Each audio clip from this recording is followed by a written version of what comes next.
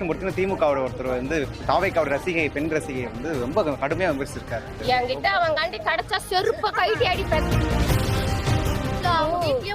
அவங்க வீட்லயும் பொண்ணுங்க இருக்காங்கல்ல, அவன்லாம் ஒரு ஆம்பளையா இருந்தா ஒரு பொது இடத்துல என்ன பேச. இப்போ அவருக்கும் அவங்க வீட்டுல இருக்கிற பொண்ணுங்களுக்கும் ஸ்டாலினை பிடிக்கும், உதயநிதியை பிடிக்கும், எல்லாரையும் பிடிக்கும்ல. அவங்க பொண்டாட்டி பிள்ளைங்களை எல்லாம் அனுப்பிதான் அவரு சாப்பிடுறாரு. ஆமாங்க, அவருடைய வேலையே அதுதான். ஏன்னா அவருக்கு காசு கொடுத்து பேச வைக்கிறாங்க. அவருடைய ஸ்பீச்ல இருந்து இந்த மாதிரி அநாகரிகமாக பேசுறது அதெல்லாமே டிஎம்கே கட்சியில் மட்டும்தான் இருக்குமே தவிர மற்ற எந்த கட்சியிலுமே குறிப்பாக எங்கள் தாவேக்கால அப்படி கிடையாது. ஏன்னா பெண்களுக்கு பாதுகாப்பு ஃபஸ்ட்டு இல்லை. அது ரிலேட்டடாகவே ஃபஸ்ட்டு அவங்க பேசுகிறதுக்கான துப்பம் இல்லை.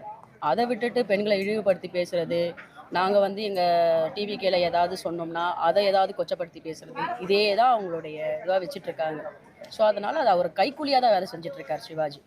கேரக்டர் எப்படியோ அவன் அப்படி இருக்கவன் தான் மற்றவங்களை வந்து ஜட்ஜ் பண்ண முடியும். ஸோ அந்த நாய் வந்து அந்த மாதிரி பண்ணுறதுனால தான் எங்கள் அண்ணனை வந்து அந்த மாதிரி சொல்லியிருக்கான்.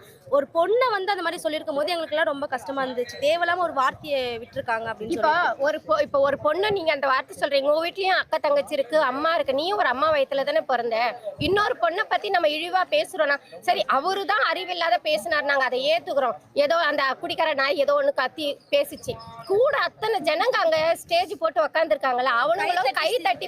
அவனுங்களுக்கெல்லாம் அக்கா தங்கச்சி இல்ல, பொண்டாட்டி இல்ல, அம்மா இல்ல, அக்கா தங்கச்சிங்க இல்ல, அவனுங்களும் கை தட்டி சிரிக்கிறானுங்கன்னா அவங்களாம் நல்ல குடும்பத்துல பிறந்த யாருமே இந்த மாதிரி இன்னொருத்தரை வந்து இழிவா பேச மாட்டாங்க.